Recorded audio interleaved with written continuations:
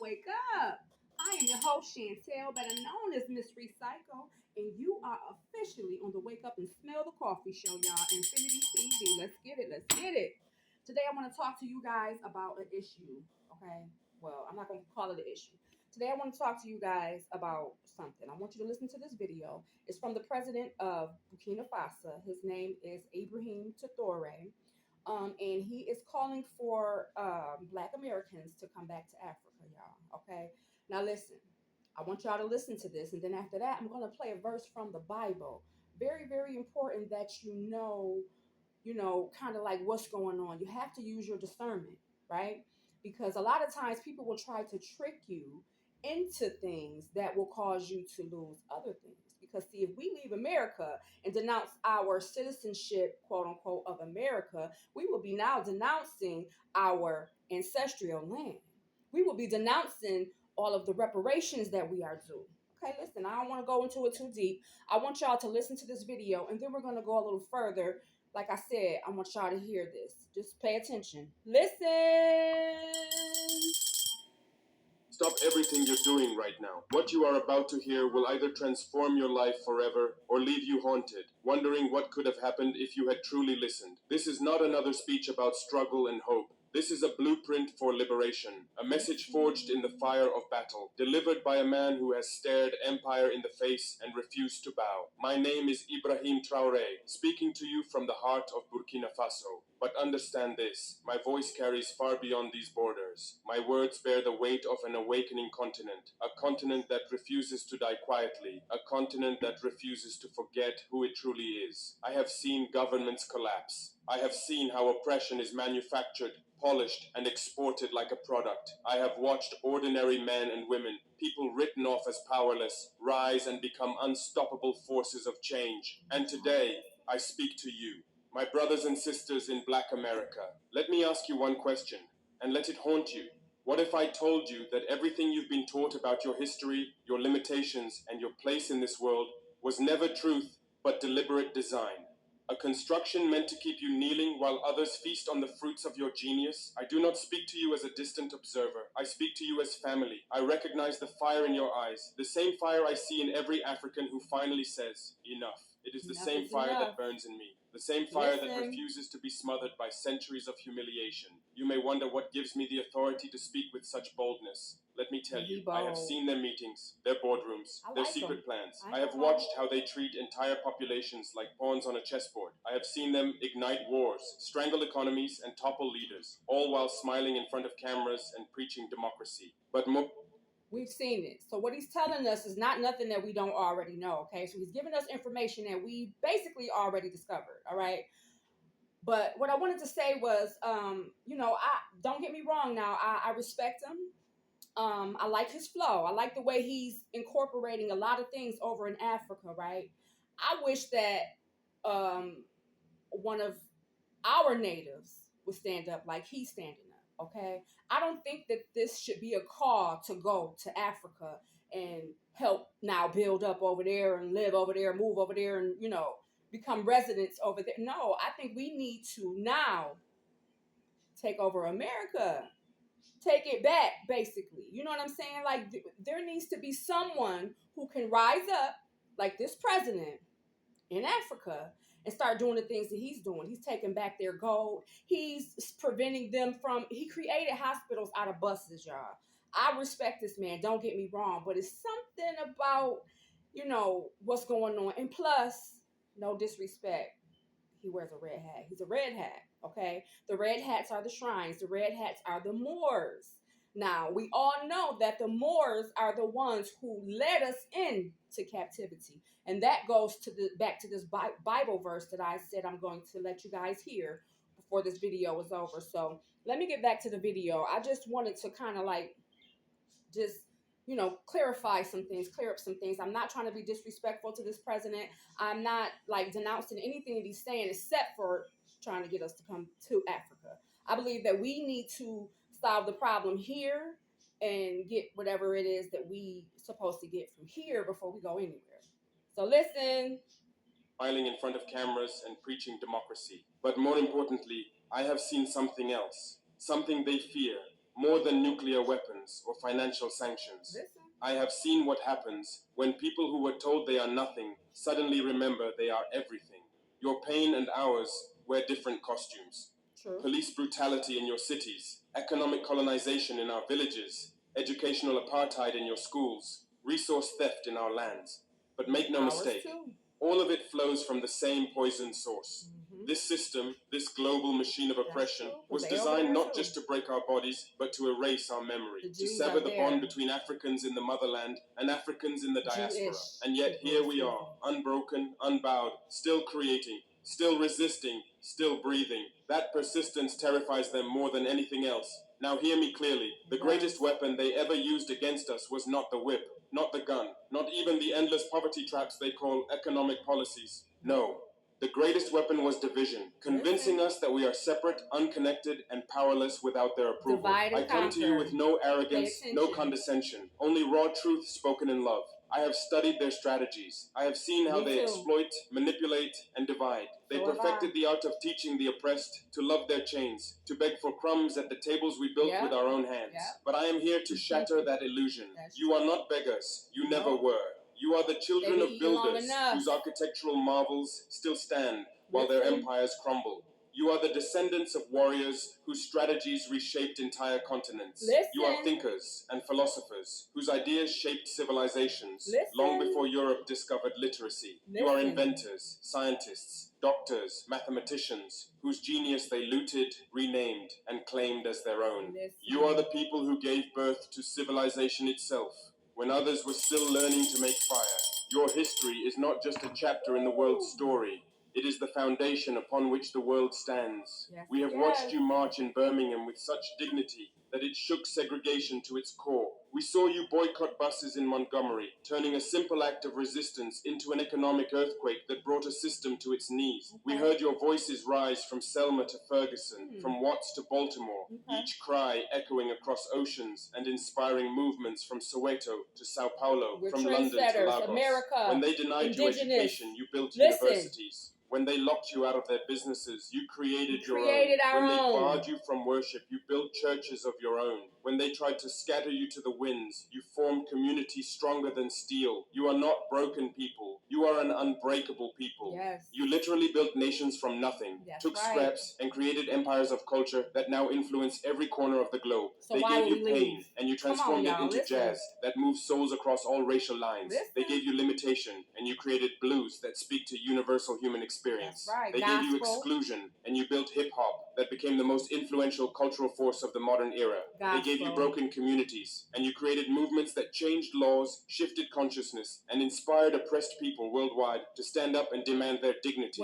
But here's what they desperately hope you never figure out. The fight is not over. In fact, it has evolved into something far more subtle and dangerous than anything your ancestors faced. The enemy has simply learned new tactics and developed more sophisticated weapons. Where they once used physical chains, they now use psychological programming. Where they once relied on legal segregation, they now employ economic policies that achieve the same results. Where they once burned crosses to terrorize you, they now program algorithms to limit your opportunities and amplify negative stereotypes about your communities. They have mastered the art of oppression through deception, so subtle you don't recognize it as oppression. They create distractions so entertaining, you forget what you should be focused on. They manufacture confusion so complete, you begin to question your own lived experiences and inherited wisdom. And here's the key to understanding everything that happens in global politics, economics, and social policy. They fear unity among people who know their true worth more than they fear any army, any nuclear weapon, or any natural disaster. They have contingency plans for economic collapse, for climate change, for pandemics, and for wars between nations. But they have no effective defense against the unity of conscious people who understand their collective power and decide to use it strategically. They fear specifically when Black voices in America connect with their family in Africa. They panic when you link hands with your relatives in Jamaica, in Brazil, in London, in Paris. They deploy massive resources to prevent you from looking past the artificial borders they drew on maps and seeing the truth that we are one people, scattered by historical forces, but never truly lost to each other.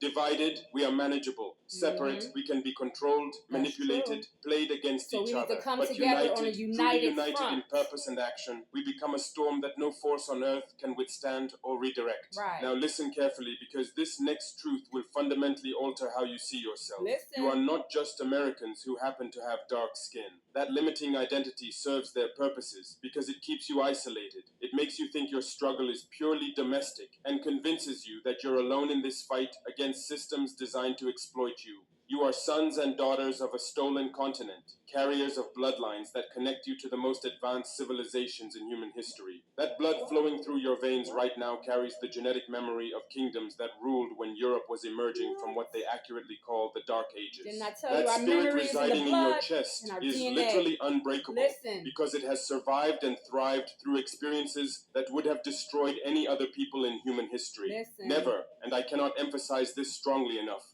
never allow anyone to reduce you to statistics on their research reports, to stereotypes in their media representations, to silence in their decision-making processes. You were not born to merely survive the systems they created to limit you. Survival was never the ultimate goal. You were born to lead transformations, to build institutions that reflect your values, to reclaim not only what was taken from you personally, but what was stolen from your children and all the generations yet to come. Rescue, the time has reclaim, arrived. Not restore, next year, not rebuild. after another election, not when conditions improve. Not the remove. time is now to remember who you truly Listen. are. Not the sanitized versions they taught in schools designed for compliance. Not the limited history written by outsiders, but what your ancestors whispered on slave ships, what your grandparents preserved in songs, stories, and sayings, what your heart has always known despite centuries of psychological warfare. We in Africa, yes, your Africa, are not waiting to be rescued. That lie of a helpless continent dependent on charity was crafted to justify theft while making thieves feel virtuous. We are rising economically, technologically, politically, and culturally. We do not intend to walk this road alone. Our struggle and yours are not separate. They are the same fight against the same global system, and that fight can only be won through coordinated action.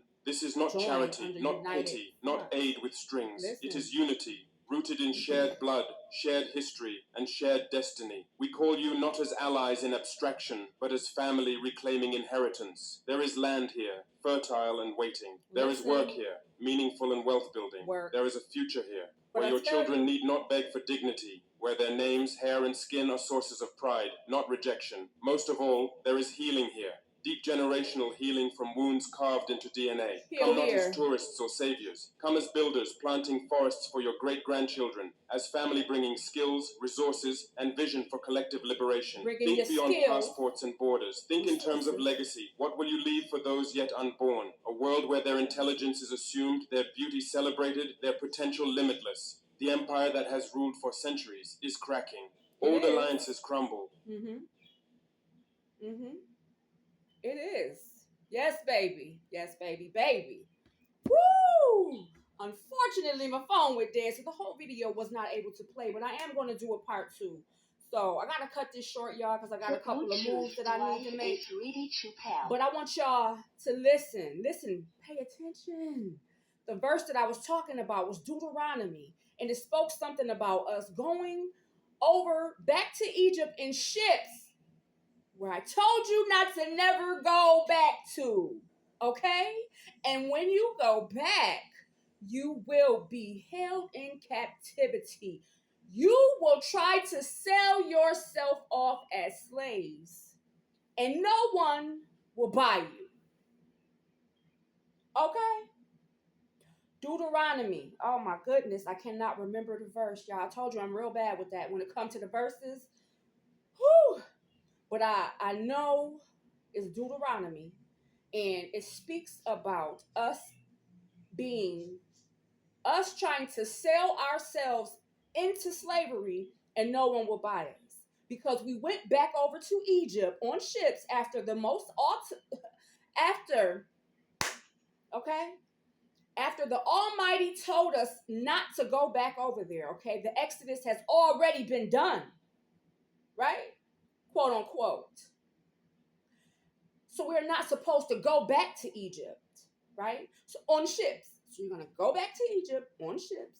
Now you can consider, listen, let me tell y'all, I'm not playing no games, okay? You have to know, he said key words in there, okay? It's work for you over there. It's resource. You have the resources. You have, the things that Africa needs. And wow, isn't it funny how, when shit really hits the fan, they call for us. And that's every nationality. I hear the Caucasians calling for us right now, asking us to step up and do something. We do. We do need to step up and do something, but we need to do it collectively. The indigenous people, we need to come together, okay? Like-minded people under the same freaking thought pattern, under the same what was the damn, wasn't it Malcolm X who brought the people together? It wasn't about your religion. It was about our struggle. We are all going through the same things. We all need our reparations. We all want our land back. We know that our ancestors came from here. So why would you leave here? You're going to leave, and then you are going to basically X yourself out of your reparations, the land, the things that you are entitled to. And I believe that that's what this is calling for, y'all. Y'all got to read in between the lines. Now, don't get me wrong. Like I said, I love what he's doing over there, but he's doing it over there, right? Somebody needs to do it over here. Now, we got people from, I know we got some people out there like that got it in them. They got it in them. Listen, all these gangs in Chicago, what? Build a fucking army. Yeah, y'all talking about what's the name? What they is y'all talking about how if the troopers come, what is it? The people who Trump trying to deploy or whatever, if they bring them National Guards, right? So listen, they bout it. That's for sure. You feel what I'm saying? From New York, listen, New York, Chicago, I believe Detroit, some of your southern states, you know what I'm saying? I'm thinking like we have a group of people, right, who can build their own army. I'm not saying, y'all know what I'm saying, okay? I don't want to get up on here and I'm not causing any violence. I don't want to cause no war. I don't want to cause an uprise. You feel what I'm saying? This is just about an awakening. I want to wake you up. It's my job to wake you up. Do not fall for this, is basically what I'm trying to tell you, okay? Don't fall for this. We have our own problems over here in America. Like I hear them dudes saying, oh, we got switches, we got this, and we got that, and we're not afraid of the National Guard. Okay, that's the type of mentality that we need. Wasn't Fred Hampton from there? He was about it. So I know, right, that blood reigns thick in Chicago, that Fred Hampton blood. Okay? That Fred Hampton blood. That's the type of soldier we need over here in America to do what Burkina Faso is doing over there in Africa. Okay? We don't need to leave. We need to claim our own because there's resources here too. We have oil. I'm living in a city, in a state right now that has freaking emeralds under the freaking ground. I kid you not. Okay? Rubies, diamonds, emeralds. I'm living in a city right now who has emeralds, diamonds.